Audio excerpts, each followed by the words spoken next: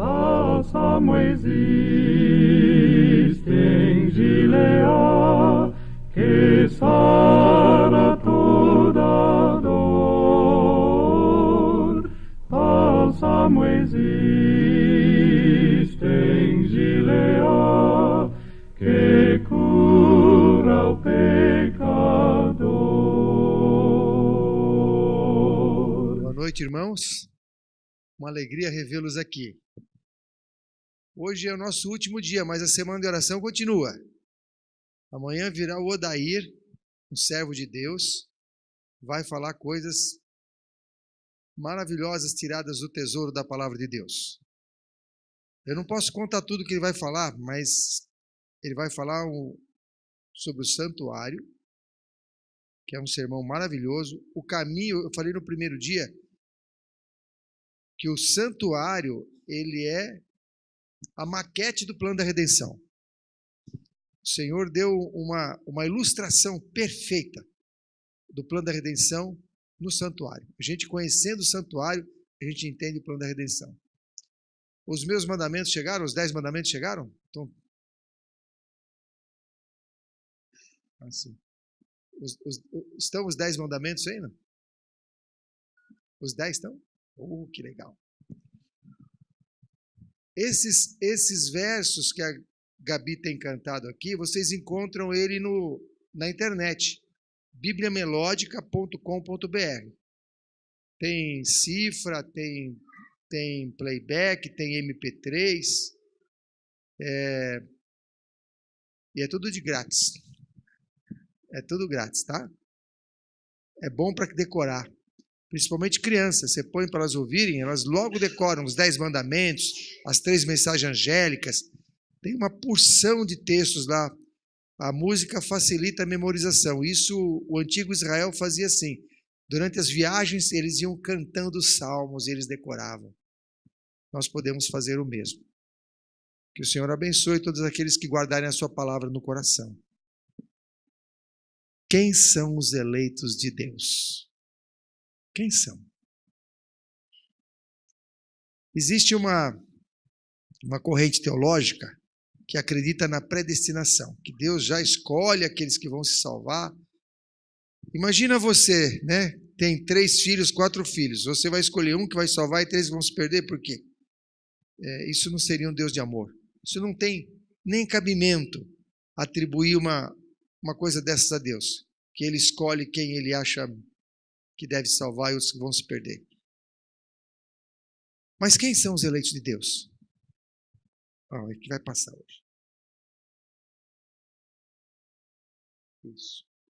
Vamos ler esse texto. Texto inspirado que está em Patriarcas e Profetas, página 208. Eleita é toda alma que opera a sua própria salvação com temor e tremor. É eleito aquele que cingir a armadura e combater o bom combate da fé. É eleito quem vigiar e orar, quem examinar as Escrituras e fugir da tentação. Eleito é aquele que continuamente tiver fé e que for obediente a toda palavra que sai da boca de Deus. Esse é o eleito. Você quer ser eleito? Eu não vou pedir para levantar a mão, porque eu acredito que todos levantariam. Porque quem não for eleito por Deus vai ser eleito pelo inimigo. Todos devemos ser eleitos, irmãos. Vamos mastigar esse texto, vamos. Primeiro item, são 7 condições para ser eleito. Olha só, o número 7 é o número da perfeição. E nesse texto aparecem 7 frases para a gente entender o que é ser eleito. Eleito é toda alma que opera a sua própria salvação com temor e tremor. Como é que a gente opera a nossa salvação? Nós vimos ontem. Como é que a gente opera a nossa salvação? Quando nós entregamos nossa vontade a Deus. Vocês estavam aqui ontem? Vocês lembram disso? Quando nós entregamos a nossa vontade a Deus, nós escolhemos servi-lo, então Ele opera em nós o querer efetuar. Então, é isso que é operar a nossa salvação, com temor e tremor. Cingir a armadura e combater o bom combate da fé. O que é cingir a armadura? Isso é uma ilustração.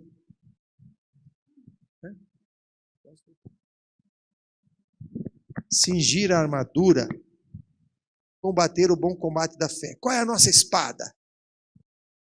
É a palavra. Palavra? Sabe manusear a palavra? Olha, é muito legal esse negócio de celular, mas é bom a gente estudar direto na palavra, sabe? Porque outro dia eu falei para uma pessoa que estava lá em casa procurar o livro de Tiago. Ele foi lá no Velho Testamento, começou lá no comecinho, procurando Tiago. Aí ia demorar a achar, sabe? Porque está lá no fim. Então é bom que a gente aprenda a manusear a palavra de Deus, saber onde estão os livros, né? Muito importante. Cingir a armadura, combater o bom combate da fé.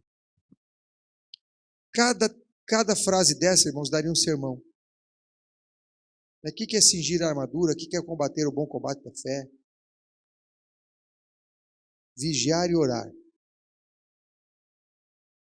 Como é que tem sido a nossa oração? É aquela oração do anjo nem mais anota, ele só coloca idem. Né? É a mesma de ontem. Idem. Sabe, irmãos, que eu não sei a vida de vocês, não conheço a oração de vocês, mas a minha oração costumava ser assim. Senhor, muito obrigado pela boa noite de repouso. Agradeço o novo dia, peço a tua bênção, tua proteção, teu cuidado. Me livra do mal. Acabou a oração. Em nome de Jesus, amém. Dá uns 15 segundos. Está orado já. E no outro dia, qual era a oração? A mesma. E no outro dia, qual era? A mesma. Você gostaria de ter um amigo que falasse com você todo dia a mesma coisa? Todo dia a mesma coisa? Que esposo que aguentaria uma esposa que fala todo dia, repete as mesmas frases para ele? Ou vice-versa? Não dá, né? Você gostaria de um amigo assim? Todo dia a mesma coisa? Leonardo, vira o disco. E a gente faz isso com Deus, irmãos. Por quê? Porque a gente faz uma reza. A reza do crente. É a mesma coisa da reza do católico. Só que em vez de a gente rezar uma reza já que vem escrita, a gente inventa uma reza nossa e repete ela sempre. Não funciona. Se a gente não orar a Deus, abrindo o coração, conversando com Ele, sendo sincero, essa oraçãozinha meia boca não resolve. Por fazer, por rotina, por formalidade, não resolve. Sabe o que já aconteceu comigo? Eu já estou ajoelhado na cama agradecendo o alimento. Está tão no automático que eu vou... Senhor, muito obrigado pelo alimento. Aí que eu me toquei que eu estava na cama. É porque eu estou no alimento. Está no automático. Eu não sei se isso acontece com vocês. Eu vou pedir a gentileza para vocês guardarem o celular agora. Se for alguém aqui é médico, é parteira, que precisa dele, põe no modo vibração, que se houver emergência alguém chama. Mas quem não tiver, eu ia pedir assim com carinho que vocês desligassem, senão fica uma concorrência desleal. Vigiar e orar. O que é vigiar? O que é vigiar? O que é vigiar? A palavra vigiar quer dizer o quê? Um de cada vez, senão eu fico confuso. Estar atento. Atenção. Vigia os acontecimentos, as profecias, a sua própria vida. Não é para vigiar a vida do outro, não. É vigiar a sua própria vida. Ver se ela está em conformidade com a palavra de Deus. Examinar as Escrituras. Examinar as Escrituras, irmãos, é muito mais do que ler. Quando a gente faz um exame, é uma coisa com cuidado, com critério. Senão a gente vai ser enganado. E tem que estudar por si mesmo, viu? Nós estamos na era da Novo Tempo, o adventista da Novo Tempo. O Novo Tempo tem um papel importante de evangelismo. Mas nós temos que estudar por nós mesmos diretamente na palavra de Deus. Bíblia, Espírito e Profecia. Estudando, pedindo a guia do Espírito Santo, estudando por nós mesmos. Sabe por quê? Senão a gente vai ser enganado. Se eu estiver falando aqui alguma coisa errada e vocês não estudarem por si mesmos, o que vai acontecer? Vocês vão acreditar em mim e vão ser enganados. Tem que estudar por si mesmo, tem que ser beriano. O Bereano vai conferir-se a si mesmo. Fugir da tentação. Como é que esses são os eleitos de Deus? Fugir da tentação. Como é que a gente foge da tentação? Se você é um ex-alcoólatra, mas ainda sente gosto pela bebida, acabou o fósforo na sua casa, você vai comprar no bar ou na quitanda? Se você vai comprar no bar, há uma grande chance de encontrar um ex-colega ali, e aí já sente o cheiro. Você está entendendo? Dê um exemplo, tem milhares de exemplos. Mas não se coloca onde a tentação pode te fisgar. Foge da tentação. Igual José fez, fugiu. Continuamente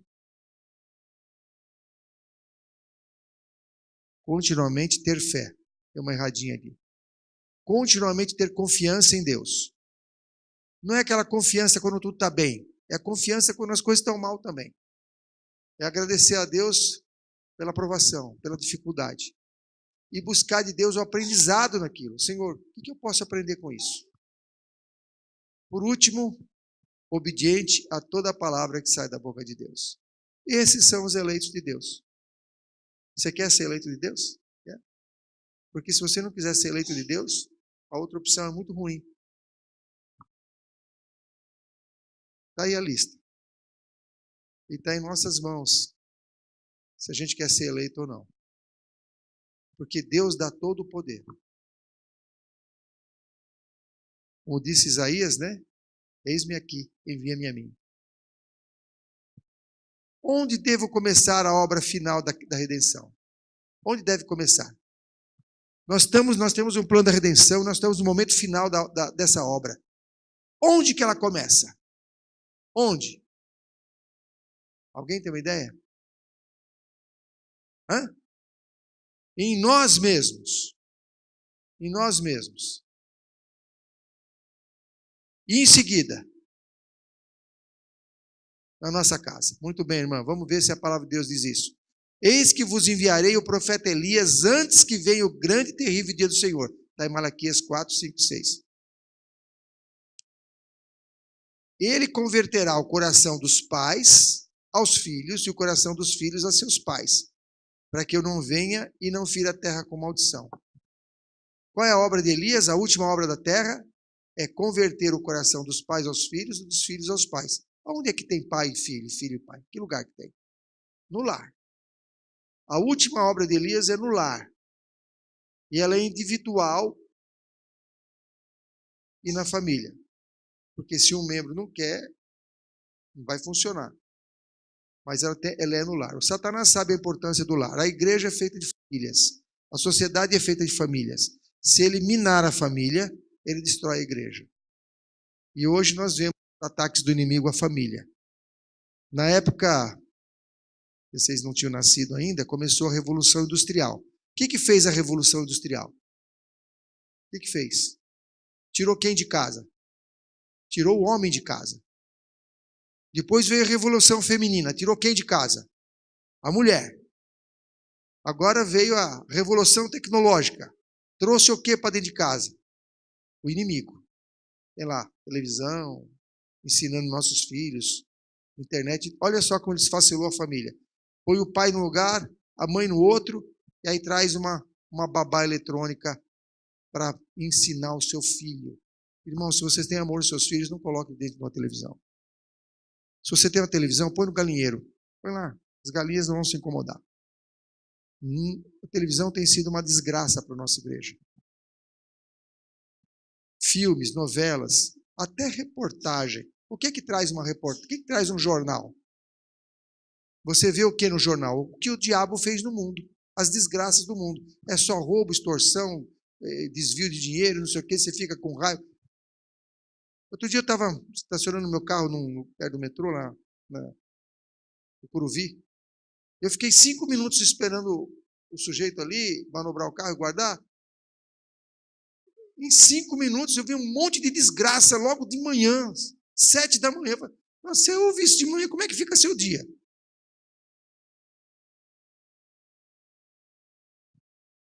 A gente precisa se instruir com a palavra de Deus. A obra de Elias começa em casa. Começa no lar. Quem é o responsável pelo lar? O pai. Na ausência do pai, ou se o pai não é cristão, a mãe assume. Se você mora sozinho, seus pais não são cristãos, não tem problema. Exerça você a influência. Seja você um Daniel, um José ali no seu lar. Quem é o terceiro Elias? Quem é o primeiro Elias? Essa é fácil, hein? Quem que é o primeiro Elias? O próprio Elias. Tem um voto da comissão que proíbe as pessoas responderem? Não, não tem. Então vocês estão livres para responder. Quem é o primeiro Elias? É o próprio Elias. Quem é o segundo Elias? João Batista. E quem é o terceiro Elias? Nós, quer ver?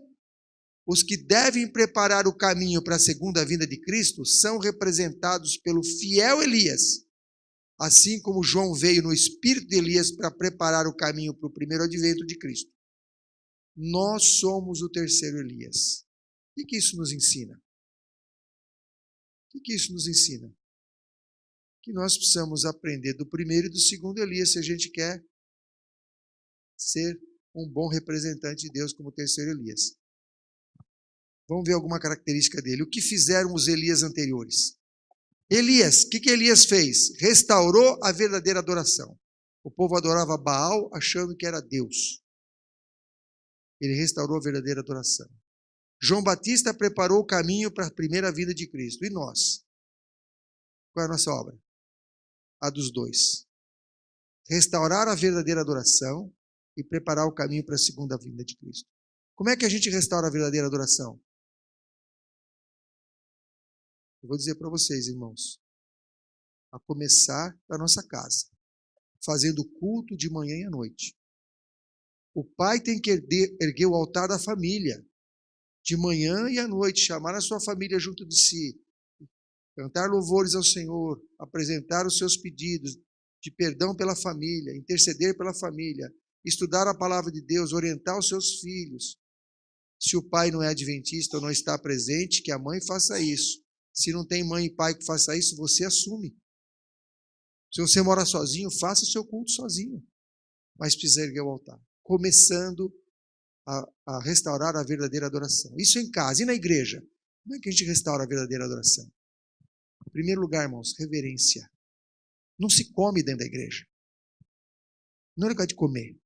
Nem criança. Criança não precisa comer nos intervalos, viu? Se é bebezinho, tem que mamar, é diferente. Mas uma criancinha que já anda, não precisa comer dentro da igreja. Que roupa que a gente deve usar? Não só dentro da igreja, mas fora. Como é que a gente se veste? É para adorar a Deus? É para glorificar a Deus ou para nos exibir?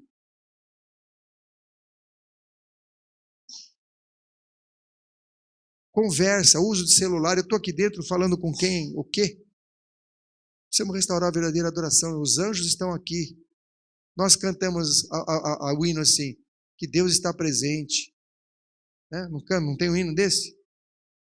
Deus está presente, vimos adorá-lo. Deus está presente e eu estou vendo coisa que não tem nada a ver com Deus. A minha saia parece elástico, que eu tenho que ficar toda hora puxando aquelas...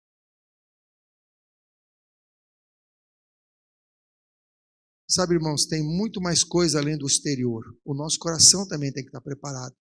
A gente tem que vir com humildade, com desejo de aprender, sabendo que a gente vai dar um testemunho.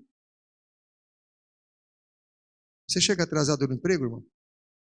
Quem chega atrasado no emprego todo dia? Nem está aqui, né? Porque foi demitido, não tem nem dinheiro para o ônibus. Você não chega atrasado para o emprego, mas chega atrasado para a igreja. Por quê? A verdadeira adoração. São alguns aspectos da verdadeira adoração. Que música que eu estou escutando aqui? É a música que agrada a mim ou que agrada a Deus? Eu vou louvar a Deus. Se eu vou louvar a Deus, eu tenho que cantar a música que agrada a Deus, não a que agrada a mim. Tem que descobrir no Espírito de Profecia qual é a música que agrada a Deus. Leia no manual da igreja. O manual da igreja diz que música que agrada a Deus. Está muito bem escrito ali. Restaurar a verdadeira adoração, irmãos, é uma coisa muito ampla. Daria para fazer uma semana de oração só sobre esse tema. Mas os irmãos têm capacidade para estudar, para investigar. Eu vou recomendar um capítulo, Testemunhos para a Igreja, volume 3, capítulo 27. Chama a Igreja de Laodiceia. É onde conta a história de Elias, o que ele fez na época dele. Você quer restaurar a verdadeira adoração? Leia esse capítulo. Testemunhos para a Igreja, volume 3, capítulo 27, a Igreja de Laodiceia. Irmãos, eu não estou aqui criticando ninguém, eu estou falando para mim também. Mas é importante que nós tenhamos consciência que com Deus não se brinca. Deus não se deixa escarnecer. 3 aspectos da vida dos Elias. Eu vou falar de João Batista. João Batista separou-se dos amigos e da ostentação da vida. A simplicidade de sua vestimenta, uma peça de vestuário tecida de pelos de camelo, seu regime alimentar puramente vegetariano era uma censura à condescendência com apetite e à glutonaria que prevalecia por toda parte. Aqui o profeta descreve o caráter da obra. Quais os 3 aspectos que está em Testemunhos para a Igreja, volume 3, página 62. 3 aspectos da obra de João Batista. Qual era? Separou-se dos amigos. Tem amigo que te leva para o buraco. Melhor separar dele. A sociedade hoje está corrompida. O mundo jaz no maligno. Então é melhor que nós busquemos a vida simples. O Senhor orienta a nossa igreja hoje a viver no campo e não na cidade. A gente podia fazer futuramente um tema sobre isso aqui. Vida no campo. As bênçãos que tem que é criar filhos no campo, viver no campo, longe da influência da cidade, maléfica. Perturba a nossa cabeça. Eu tenho um amigo lá no sítio, que ele foi comigo para Campinas, passou o dia comigo em Campinas. No final do dia, ele falou assim, eu vou falar no sotaque mineiro, tá? Como ele falou, rapaz, oi, cansei mais que trabalhar na roça. Essa zoeira, essas coisas passando nos olhos da gente assim, ó, ela cansa demais. Esse povo é louco. Vocês entenderam? Muito barulho, poluição visual, cansou meu amigo mais que trabalhar na roça, no pesado. A gente se cansa e não sabe por quê. No final do dia a gente está cansado e não sabe por quê. Poluição sonora, poluição visual. O Senhor quer nos dar tranquilidade e paz. Quer que a gente tenha tempo para meditar na sua palavra. Sua vestimenta. Tanto Elias quanto João Batista eram reconhecidos pela sua vestimenta simples. E a nossa? João Batista, seu regime era puramente vegetariano. Quando diz lá gafanhoto, não é gafanhoto, tá? É alfarroba. Hoje nós temos um regime especial também. Deus nos deu um regime especial para nós podermos entender melhor a sua palavra. A gente vive no dia da expiação. No dia da expiação tem um regime especial para a nossa felicidade, para a nossa saúde. Situação da igreja na época de Elias. Como é que estava a igreja na época de Elias? Elias viu que Israel estava mergulhado em quê? Terrível apostasia. É a nossa época hoje. Terrível apostasia que nós estamos mergulhados. E eles não se davam conta, eles achavam que estavam adorando Deus. Nós também não nos damos conta que nós estamos em apostasia. A gente acha que vem à igreja no sábado, está aqui, está certinho, dá o dízimo. Irmãos, essas formalidades não resolvem. Nós precisamos buscar de Deus o que Ele quer da nossa vida. Ele quer de nós. Que nós sejamos suas o quê? Testemunhas. E para ser testemunha de Deus, você tem que andar como andou Jó, como andou Daniel. E o Senhor nos dá poder para isso. Ele não pede nada que Ele não nos habilite. Elias estava numa época em que havia terrível apostasia. E qual era o posicionamento de Elias diante da apostasia da igreja? O que ele fazia? O que está escrito aí? Enquanto Israel estava apostatando, Elias permaneceu como um leal e verdadeiro profeta de Deus. Não importa. Esse negócio de todo mundo faz é a coisa mais... É a pior coisa que tem. Se todo mundo faz, eu estou falando da igreja, tá? Se todo mundo faz, abre o olho. A maioria vai se perder ou vai se salvar? Ah, a maioria vai se perder. Então você vai fazer o que a maioria faz? Para onde você vai? Vai para o buraco. Irmão, se a maioria vai se perder e eu estou seguindo a maioria, não precisa ser muito inteligente, não precisa ser muito esperto. O que vai acontecer comigo?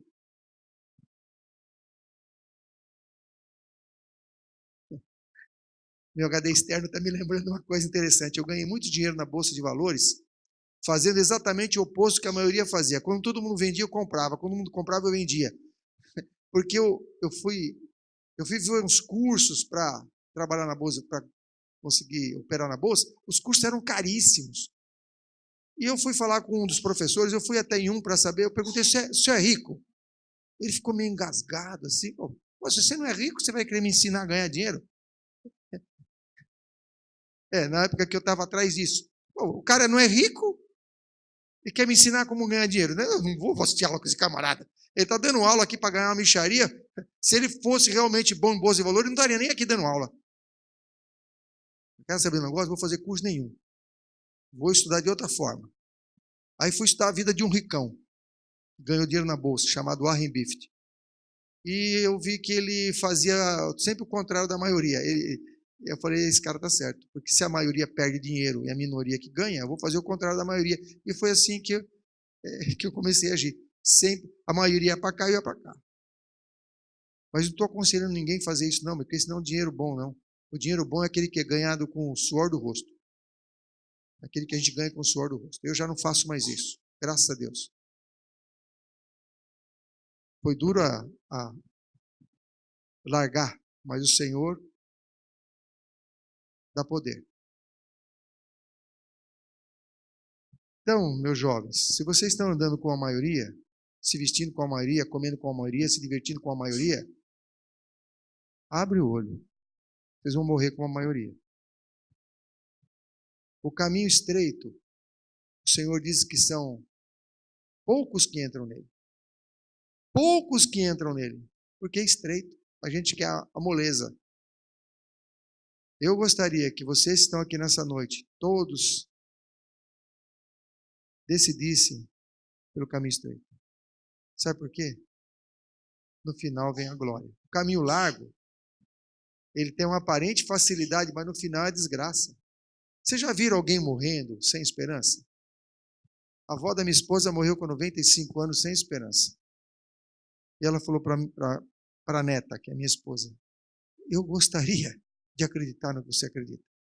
Eu gostaria de acreditar, mas eu não acredito. A pessoa morre sem esperança, sem fé. Muito triste. Diferente de Policarpo. Você conhece Policarpo? Já ouviu falar de Policarpo? Foi um dos heróis da fé. Foi um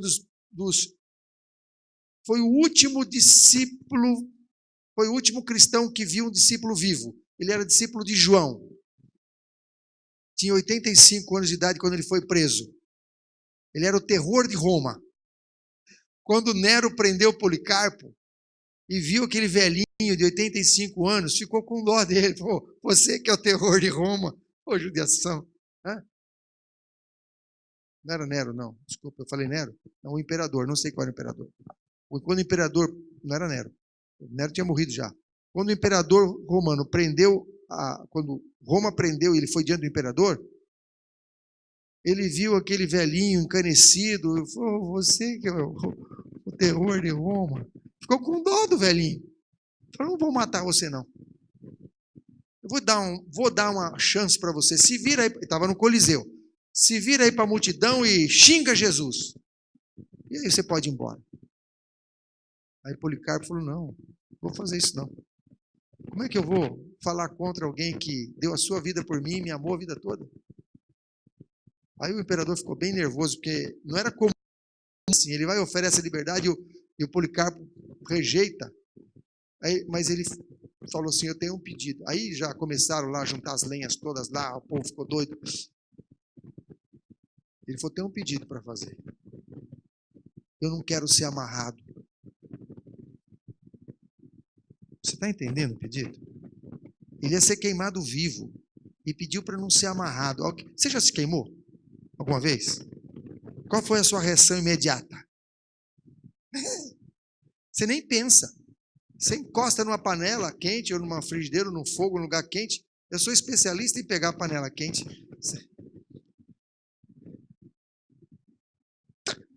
Você tira na hora.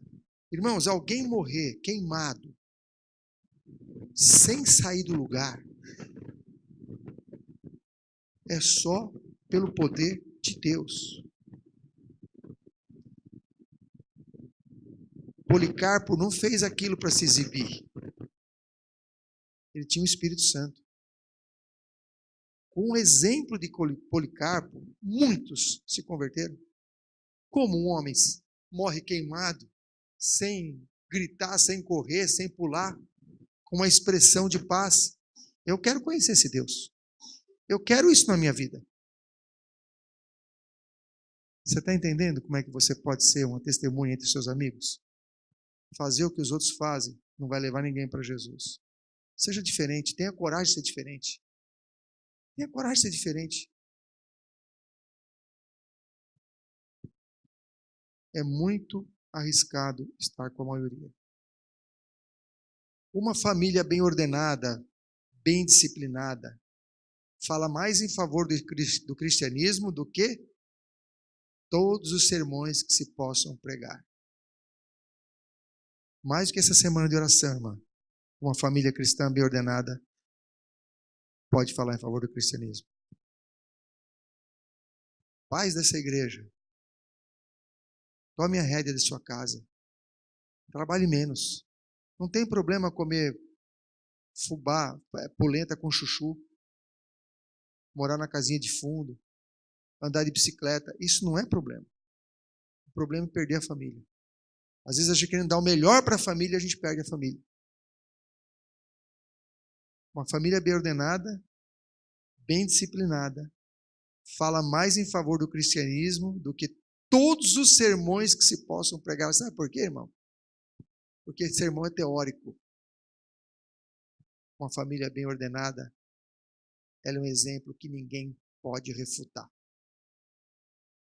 Um marido que trata bem a esposa, que é cortês com ela, a esposa que respeita o marido. Você vê um casal feliz, hoje é a coisa mais difícil que tem.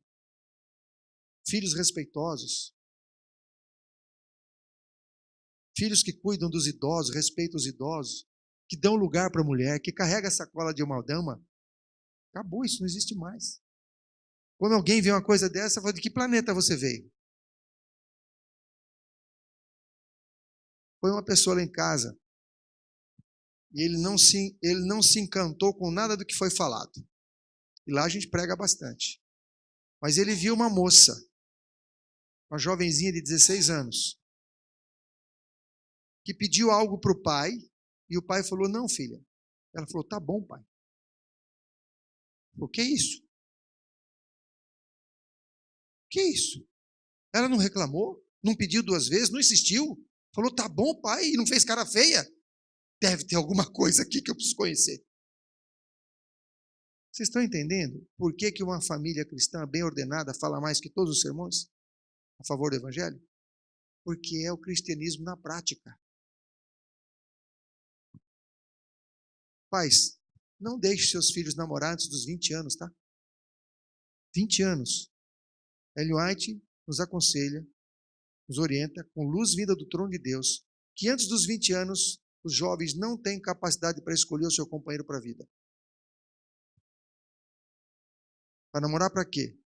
Para passar tempo? Para ficar Namoro é para casar. Se não é para casar, vai fazer o quê? Se divertir? Filha não é campo, não é parque de diversão. Oriente os seus filhos de acordo com a palavra de Deus. Vocês vão ser mais felizes. Vai ter menos mãe solteira. Por que Jesus ainda não voltou? Por quê? Por que Jesus não voltou? Quer saber, irmão? Quer saber? Aperta o cinto aí, irmão. Aperta o cinto. Você que está atrás, aperta o cinto. Olha lá. Cristo aguarda com fremente desejo. Quem que aguarda?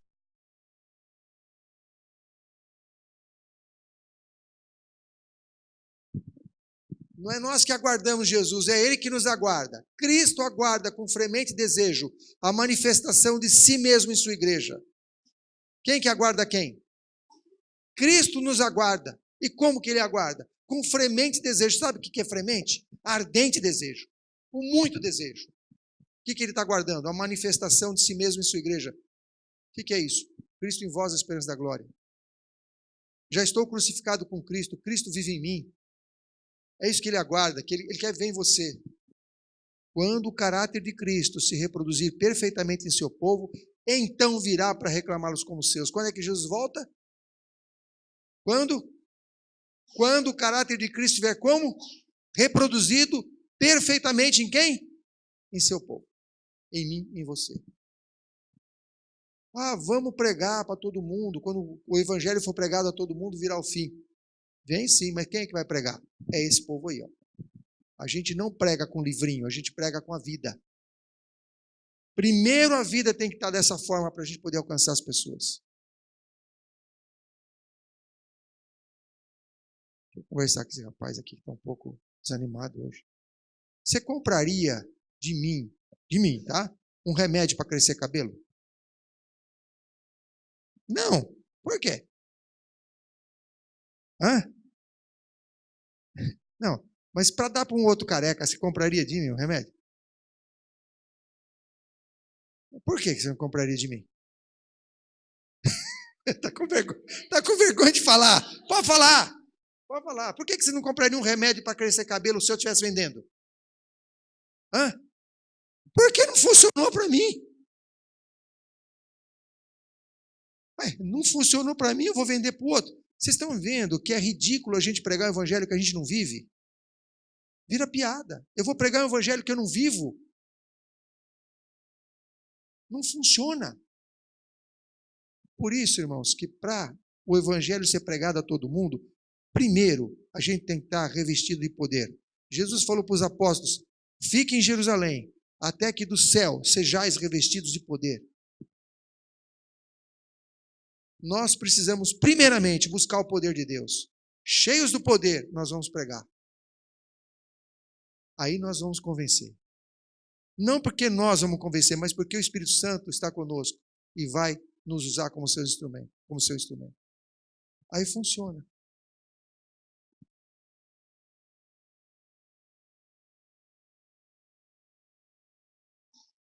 Caráter perfeito é a última obra entre o remanescente. A última obra entre o remanescente é a obra de Elias. A obra de Elias é a conversão da família. Conclusão, um caráter perfeito passa pela conversão da família. Irmãos, vamos... Eu não sei quem é do lar e família aqui nessa igreja, mas você tem bastante trabalho, irmão. Um trabalho muito importante. E tem outra coisa, quem é diretor de jovens aqui? Aqui, você? Vou dar uma dica para você. Não segregue os jovens dos adultos. Não segregue, não separe. A igreja, toda a história da igreja, os jovens sempre estiveram junto com os mais velhos. Esse negócio de separar jovem do lado, adulto do outro, não funciona. Faça programas onde se envolva toda a família, toda a igreja. Os mais velhos com a experiência, os mais jovens com a força e disposição, com o dinamismo. É um casamento perfeito, é uma união perfeita. Faça programas para a igreja toda envolvendo os jovens e os adultos e os idosos. Família. Eu gostaria agora de chamar os 10 mandamentos aqui na frente. Vocês já viram os 10 mandamentos aqui na frente? Conhece os 10 mandamentos? Ontem eu pedi para uma equipe me ajudar hoje. E eles vão falar algo sobre de cada mandamento. Irmãos, os mandamentos de Deus são amplos, profundos. Eu ficava assim pensando, como é que Davi meditava no mandamento dia e noite? Eu já decorei os 10.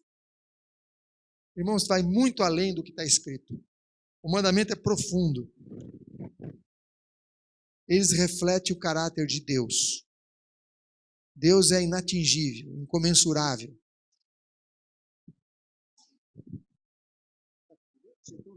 Sim.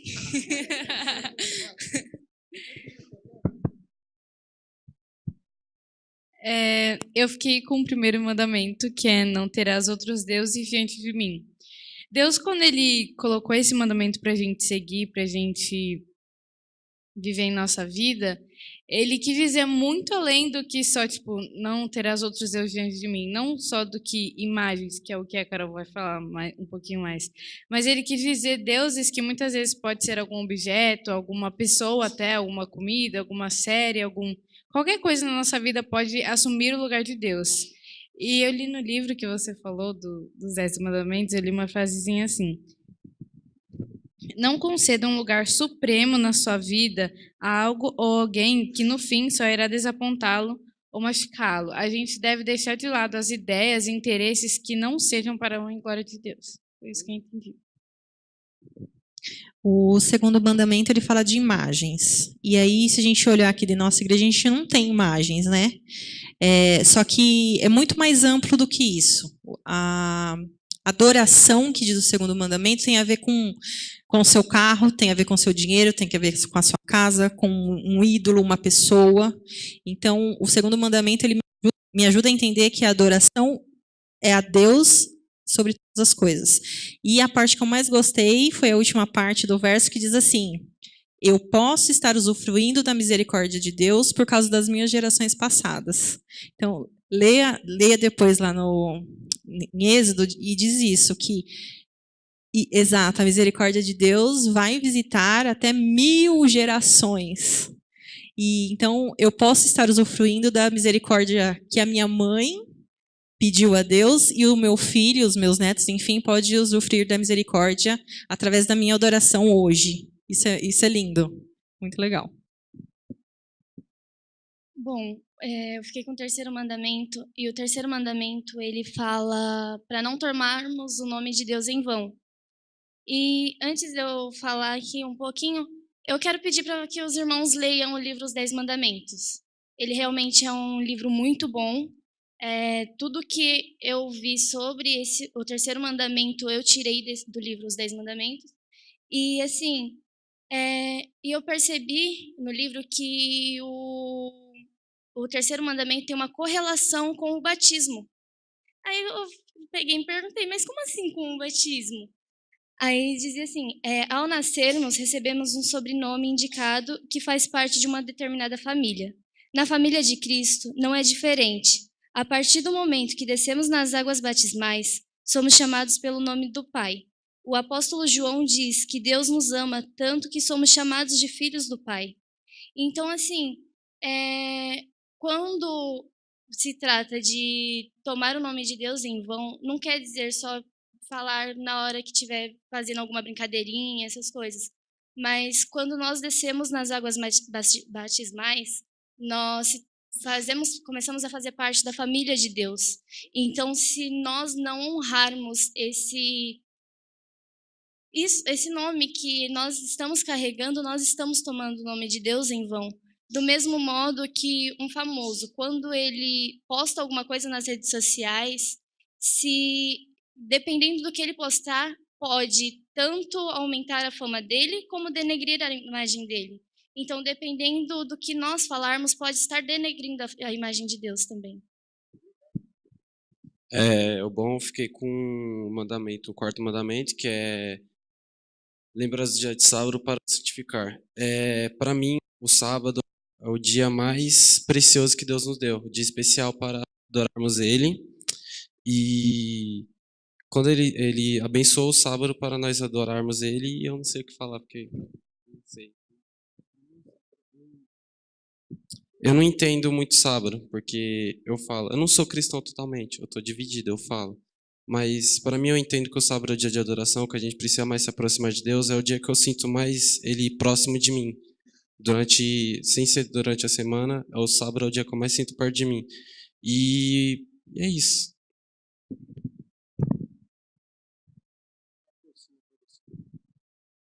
o quarto mandamento é o único que traz que Deus é o Criador de todas as coisas, né? É o único que tem o nome de Deus ali, o selo de Deus. O que você pode destacar disso aí? O que você, por trazer que Deus é o Criador de todas as coisas, para onde te leva essa informação?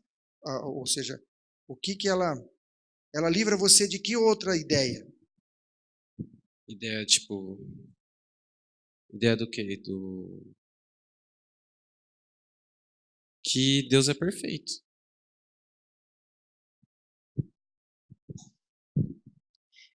Eu fiquei com o quinto mandamento, o mandamento: honra teu pai e tua mãe para que te prolongue seus dias na terra. Além de mandamento, ele é uma promessa de que se honrarmos nosso pai e nossa mãe, Deus, né, nada mais que Deus, prolongará nossos dias na terra. E como honrar pai e mãe? Devemos honrar pai e mãe demonstrando com palavras e atitudes respeito à autoridade que Deus deu aos nossos pais na terra. E esse mandamento ele está interligado aos outros 9, que obedecendo às leis de Deus, Deus não dará a imortalidade, mas não a imortalidade na terra, uma imortalidade na Nova Jerusalém. Eu gosto muito desse mandamento, sabe, irmãos? É uma bênção. Eu vou dizer para vocês, mesmo os casados devem continuar honrando pai e mãe, tá? Não é só quando é solteiro, não. Casou, ainda continua honrando pai e mãe. Eu não consigo entender filhos colocando pais idosos em asilo. Não consigo entender isso, né?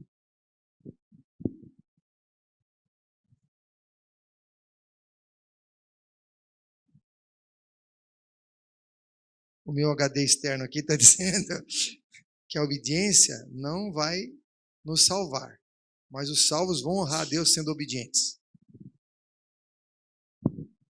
Bom, eu fiquei com o sexto mandamento, que na versão da minha Bíblia é simplesmente não mate.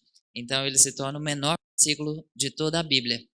Mas quando você vai buscar um pouco mais sobre o significado de tudo que esse verso representa, a gente encontra muitas coisas interessantes. E primeiramente com relação ao significado propriamente dito do termo, que nós poderíamos traduzir como não cometerás homicídio. Seria uma expressão mais atualizada. E a serva do Senhor, ela escreve em uma de suas citações que Deus, ele poupou o primeiro homicida de toda a história, Caim, para dar um grande exemplo para todo o universo do conflito que existiria entre o bem e o mal. Foi o primeiro homicídio que aconteceu. E ao entender que Deus ele poupou, logo nós precisamos entender que de certo haveria uma consequência por isso. E Caim ele foi poupado. Então, quando a gente estuda a respeito desse verso, a tradução contextualizada seria: não cometerás homicídio. Não é algo contra a supressão da vida de qualquer maneira. Na verdade, o que está sendo proibido ali é o assassinato. E matar alguém maliciosamente com premeditação. Seria a definição exata do termo não mate. A revista Adventista, ela lançou no ano passado, quando repercutiu o caso de um jovem que foi morto e condenado à prisão e futuramente deveria ter pena de morte fora do país. Repercutiu muito a respeito disso e cristãos do mundo inteiro se manifestaram indagando que não poderiam matar porque Deus não aprovaria isso. E, na verdade, um pastor aqui de Guarulhos, pastor José Flores, ele fez uma reportagem para a revista Adventista esclarecendo que a pena de morte e até o assassinato por legítima defesa não estão inclusos no não mate dos 10 mandamentos. Não são características de uma transgressão da lei, pois o fato de Deus aceitar o arrependimento, mesmo de um criminoso hediondo, não elimina a consequência do crime que ele cometeu. O pecado em si seria não derramar sangue inocente. Bom, você se atualizou. eu queria só fazer dar um pitaquinho, que daria para falar um sermão para cada mandamento, mas não dá para a gente, ó, da hora. Só um pitaquinho aqui, quando a gente transgride as leis da saúde, nós também estamos matando, quebrando esse mesmo mandamento, porque nós estamos fumando ou bebendo. Eu estava falando com ele, estava me olhando assim, com ele. Quando nós fumamos, bebemos ou comemos o que o Senhor fala para a gente não comer, etc. Ou quando nós trabalhamos demais, dormimos tarde, tudo que prejudica a nossa saúde, de uma certa forma, nós estamos nos matando. Quando a gente deixa de atender a um necessitado, uma pessoa também que está em necessidade, também é uma forma de matar. Quando a gente critica alguém, fala mal de alguém, também nós estamos matando. Mas muito obrigado. Bom, eu fiquei com o 7º mandamento, que é não do adultério, né? Não adulterarás. E pesquisando, geralmente a gente entende muito relacionado ao casal, né? Por si só, enfim. Só que ele envolve a família. Então, quando Deus ele colocou esse mandamento, ele estava querendo proteger toda a família, desde o menor ao mais velho, como uma aliança mesmo. Porque o adultério em si não é só o ato, né, físico. Ele está na mente, ele está no seu falar, no seu olhar, enfim, tudo, né, que você sonha e tal. Então, essas influências que a gente tem no nosso dia a dia, do que fazer, do que olhar, enfim, querendo ou não, pode fazer com que a gente cometa um adultério nisso, né? Então, esse mandamento ele envolve muito a proteção da família, né? Pelo que eu vi, assim, a essência, então, que ficou marcado para mim, que eu tive uma outra compreensão disso. Eu voltei aqui para... eu estou representando a Laura. Ela escreveu aqui, ela ficou com o 8º mandamento. Sim.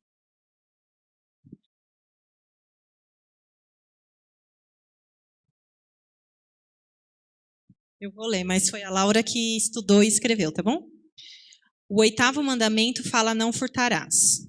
Não devemos pegar nenhuma coisa que não nos pertence, sem o consentimento da outra pessoa. Para mim, roubar qualquer coisa, nem que seja uma caneta, é errado. E mais errado ainda é não se arrepender. Por isso, eu acho que, além de ser pecado, é uma falta de caráter. Devemos saber que Deus não se agrada disso. Eu fiquei com o 9º mandamento, que diz que nós não devemos dizer falsos testemunhos contra outras pessoas. Tem um ditado que diz que a boca fala daquilo que o coração está cheio. E o que nós falamos reflete em quem somos de verdade. Então, se eu estou falando uma mentira, se eu estou fofocando, se eu estou dizendo algo que não é verdade, eu tô impura por dentro, porque não é do agrado de Deus. E nós sabemos que Satanás é o pai da mentira, então Deus não se agrada disso. E lá em Levíticos, diz que nós não devemos também andar com pessoas fofoqueiras, porque é igual o outro ditado que diz que diga com quem tu andas e eu direi quem tu és. E a gente, por só andar com a pessoa, você acaba pegando os costumes que ela tem. Então você pode também pecar nisso. E Deus não se agrada disso. E para a gente conseguir controlar a boca, porque é muito difícil, tanto de comer quanto de falar, a gente precisa pedir auxílio de Deus todos os dias. O 10º mandamento, né? Não cobiçarás a casa do teu próximo e assim por diante. Como que chega a cobiça no coração do ser humano? É porque ele coloca o dinheiro, o sucesso, a fama e todas as outras coisas acima do que é mais importante, que é Deus. Então, o ser humano acaba achando que felicidade para a vida dele, para a família dele. Então, ele acaba desfazendo a família dele por causa disso, porque ele cobiça as coisas, a mulher ou qualquer coisa de outra pessoa, acaba denegrindo ele mesmo e a família dele. E isso é muito sério. E nós devemos pegar o exemplo de Deus, porque ele teve humildade. Ele, quando esteve aqui na Terra, ele estava como servo e ele teve humildade. Então, ele não invejava, ele não cobiçava nada, ele era humilde para sempre estar servindo a gente, e isso revela quando nós não temos cobiça, e quando temos cobiça, enfim, revela o quê? Os nossos valores e as nossas crenças. E é o que o pastor não, né? E o irmão falou, o pregador falou, que é a nossa vida que vai pregar, né, para as outras pessoas. E as nossas crenças e as nossas atitudes, os nossos valores vão demonstrar que a gente é. E a cobiça é muito mais do que a gente só pensa do que é. É muito mais além, é muito amplo.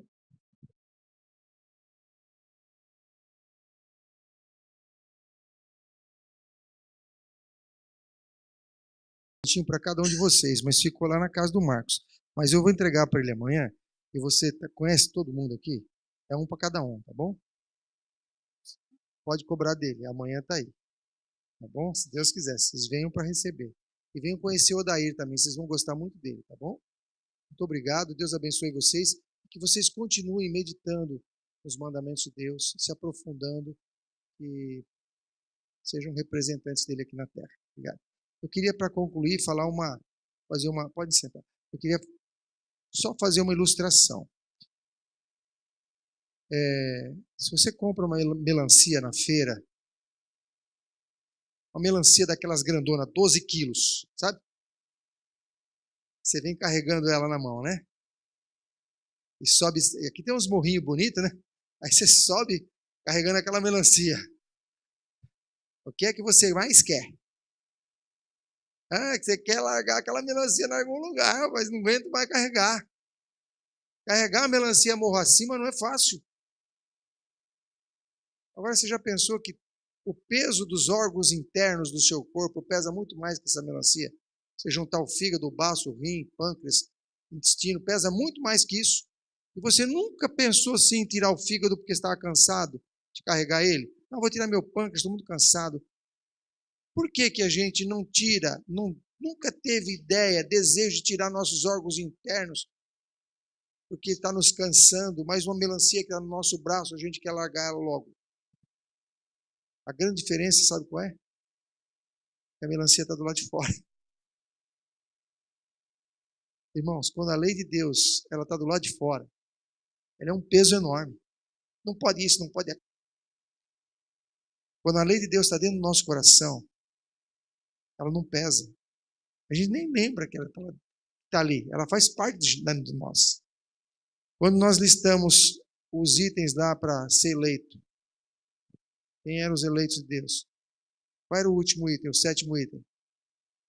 Obedecer toda a palavra de Deus. Obediência. Os 10 mandamentos, eles revelam toda a vontade de Deus. Eles são amplos demais, como vocês viram aqui. Viram um pedacinho de cada mandamento, mas isso não tem limite. Se a gente estudar os mandamentos de Deus na sua amplidão, na sua profundidade, e pedir para Deus, Senhor, coloca isso dentro do meu coração, escreve no meu coração, nós vamos ter alegria de fazer a vontade de Deus. É como um namorado que vai visitar a namorada e não fica olhando no relógio toda hora, né? Você já pensou? Como é que seria assim? O sujeito vai lá na sua casa e fica... Ele tem prazer de estar com você, ele não está preocupado na hora de ir embora, porque ele te ama. Então, quando a gente se apaixonar por Cristo, quando a gente conhecer a Cristo, começar a estudar a sua palavra, mais uma vez eu falo para vocês, irmãos, tirem um tempo especial para a leitura da palavra de Deus. Comecem a ler Caminho a Cristo, comecem a ler o livro de João, Desejar das Nações, não importa o que você escolher, leia com oração, 1 hora por dia, estude. Você vai desenvolver um relacionamento com Cristo de amizade, de confiança, isso vai fazer toda a diferença na sua vida. Eu não sei se eu vou encontrar vocês novamente aqui nessa terra, mas eu gostaria de encontrar vocês naquela nuvem subindo para encontrar o Senhor Jesus. Amém? Vamos nos ajoelhar?